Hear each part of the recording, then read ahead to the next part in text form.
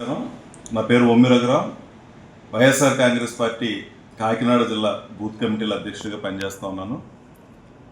ఈరోజు రాష్ట్రంలో జరుగుతున్నటువంటి పరిపాలనా విధానం కానీ మరి ముఖ్యంగా వైఎస్ఆర్ కాంగ్రెస్ పార్టీ నాయకుల మీద జరుగుతున్నటువంటి అక్రమ అరెస్టులు ఏదైతే ఉన్నాయో వాటన్నిటిని కూడా నేను తీవ్రంగా ఖండిస్తూ ఉన్నాను. నిజంగా అంబేద్కర్ గారు భారత రాజ్యాంగాన్ని మన అందరికీ అందిస్తే ఆ భారత రాజ్యాంగానికి లోబడి పరిపాలనా విధానాలు కానీ ప్రభుత్వాన్ని నడిపేటటువంటి వ్యవస్థలు, దాంట్లో న్యాయ వ్యవస్థ, మరి న్యాయ వ్యవస్థకి అనుబంధంగా పనిచేసేటటువంటి పోలీసు వ్యవస్థ, రాజ్యాంగబద్ధంగా నడవాల్సినటువంటి ఈ వ్యవస్థలో ఈరోజు లోకేష్ గారు ఏదైతే సూచించినటువంటి రెడ్ బుక్ రాజ్యాంగం ఏదైతే ఉందో ఆ రాజ్యాంగాన్ని పరుస్తున్నటువంటి తీరు మరి నిజంగా ఈరోజు రాష్ట్రంలో ఉన్నటువంటి ప్రజలందరూ కూడా చాలా ఆందోళన చెందుతున్నటువంటి పరిస్థితి. మరి ముఖ్యంగా మరి ఇటువంటి పనులు ఏదైతే జరుగుతూ ఉన్నాయో మరి వ్యవస్థల మీద అందరికీ నమ్మకం పోయేటటువంటి పరిస్థితిగా ఈరోజు పరిపాలన జరుగుతూ ఉంది. మిథున్ రెడ్డి గారు నిజంగా మరి వైఎస్ఆర్ కాంగ్రెస్ పార్టీకి చాలా నిబద్ధత కలిగినటువంటి నాయకుడు. 3 సార్లు పార్లమెంటు సభ్యుడిగా వరుసగా నెగ్గినటువంటి చరిత్ర ఆయనకు ఉంది.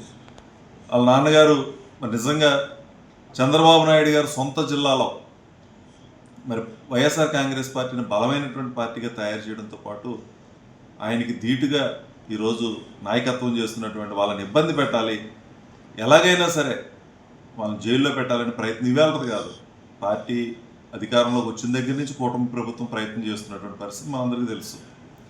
మరి అటువంటి మిథున్ రెడ్డి గారు ఒక ఎంపీ అయినటువంటి వ్యక్తి రాష్ట్రంలో జరిగినటువంటి ఏదైతే జరిగిందని తప్పుడుగా చెప్తున్నటువంటి ఈ లిక్కర్ స్కామ్ ఏదైతే ఉందో ఒక ఎంపీకి మరి లిక్కర్ స్కామ్తో ఎంతవరకు సంబంధం ఉంటుందో ఒకసారి మరి అనుభవజ్ఞులైనటువంటి నాయకులు చెప్పాల్సిన అవసరం ఉంది. మరి ఏ విధమైనటువంటి సంబంధం లేనటువంటిది ఒక సిట్ని అంటే ప్రభుత్వమే ఏర్పాటు చేసినటువంటి ఒక దర్యాప్తు సంస్థను ఏర్పాటు చేసి ఏ విధమైనటువంటి సాక్ష్యాలు ఆధారాలు న్యాయస్థానానికి చూపించలేనటువంటి పరిస్థితుల్లో దానికి కూడా సమయాన్ని కోరుతూ కేవలం కక్షపూరితంగా ఎలాగోలాగా జైల్లో పెట్టాలనేటువంటి ఆలోచన ధోరణితో ఈరోజు మిథున్ రెడ్డి గారిని అరెస్ట్ చేసి రిమాండ్ విధించడం అనేది నిజంగా వైఎస్ఆర్ కాంగ్రెస్ పార్టీ తరఫున మేము అందరూ కూడా తీవ్రంగా ఖండిస్తూ ఉన్నాం.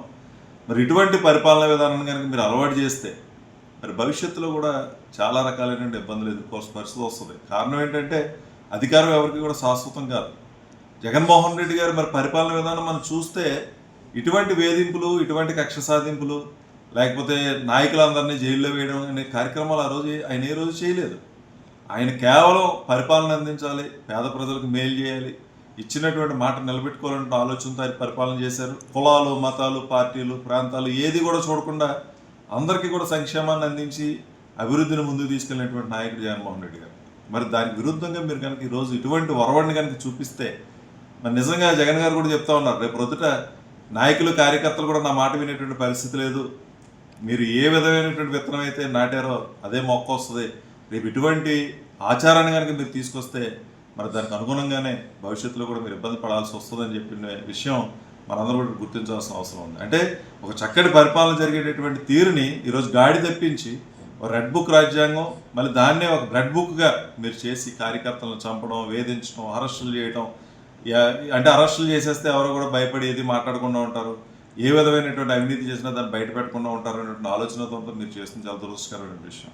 ఖచ్చితంగా మన కుటుంబానికి చాలా గొప్ప పేరుంది, సేవ చేసేటటువంటి కుటుంబం అని పేరుంది.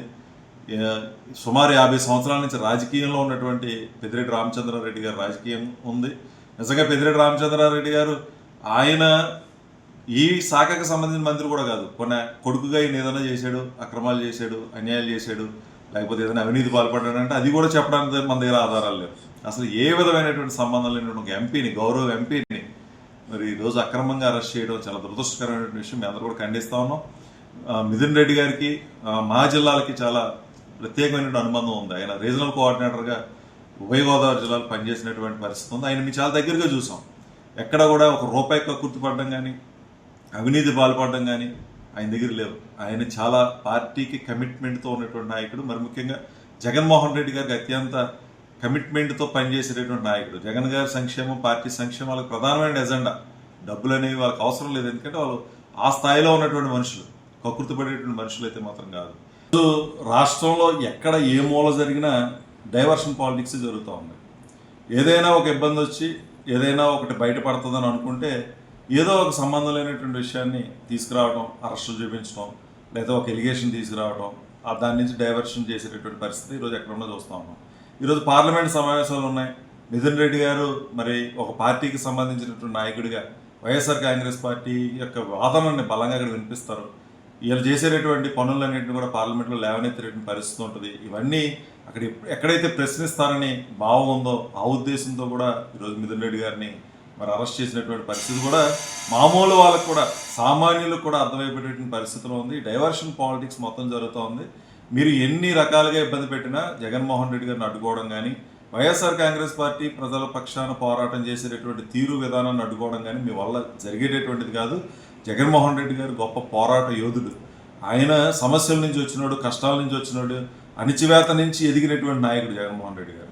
మీలాంటి అణిచివేతలు ఆయన 17 నెలలు అక్రమంగా జైల్లో పెట్టినా కూడా ఎక్కడ కూడా ఇబ్బంది పడకుండా మనోధైర్యంతో ముందుండి మరి నాయకుడు అంటే ఎలా ఉండాలో అలా నిరూపించి అధికారంలోకి వచ్చినటువంటి నాయకుడు. ఈరోజు మిథున్ రెడ్డి గారు ఏం తక్కువేం కాదు. ఆయన కూడా చెప్తా ఉన్నాడు, ఎన్ని ఇబ్బందులు పెట్టినా, జైల్లో పెట్టినా, ఏం పెట్టినా సరే నా కుటుంబం రాజకీయాల్లోనే ఉంటుంది. మాకంటూ భయం అంటూ ఉంటే అసలు రాజకీయాలను కొనసాగం. అటువంటి భయాలు మా దగ్గర లేవు. నేను లేకపోతే మరొకరు వస్తారు నా కుటుంబం నుంచి. నన్ను మీరు చంపేసుకున్నా సరే నేను నీతిగానే ఉంటాను, నిజాయితీగానే ఉంటాను, న్యాయస్థానాన్ని నమ్ముకుంటాను, ధైర్యంగా అన్ని కేసులను ఎదుర్కొని బయటకు వస్తానని మాటలు ఏదైతే ఉన్నాయో ఆయన యొక్క పోరాట పడిన కూడా మనం ఒకసారి గుర్తించాల్సిన అవసరం ఉంది. ఇటువంటి డైవర్షన్ పాలిటిక్స్ పెట్టి మీరు పార్లమెంట్లో వైఎస్ఆర్ కాంగ్రెస్ పార్టీ వాయిస్ వినబడకూడదు, వైఎస్ఆర్ పార్టీ వాదన వినిపించకూడదు అనేటువంటి ఎన్ని ప్రయత్నాలు చేసినా సరే అవన్నీ కూడా సాగేటటువంటి పరిస్థితి కాదు. ఒక నాయకుడు కాకపోతే మరొక నాయకుడు మా వాదన వినిపించేటటువంటి పరిస్థితి ఉంటుంది. నిజంగా అక్కడ వినిపించలేని పరిస్థితి ఉంటే ప్రజా కోర్టులోనే మేమేంటో, మీ పార్టీ ఏంటో, మీ విధానాలు ఏంటో, వైఎస్ఆర్ కాంగ్రెస్ పార్టీ పోరాట పట్టిన ఏంటో నిరూపించుకునే మేము ప్రజల యొక్క మన్నలను పొంది అధికారంలోకి వస్తామని చెప్పి సందర్భంగా తెలియజేస్తున్నాం.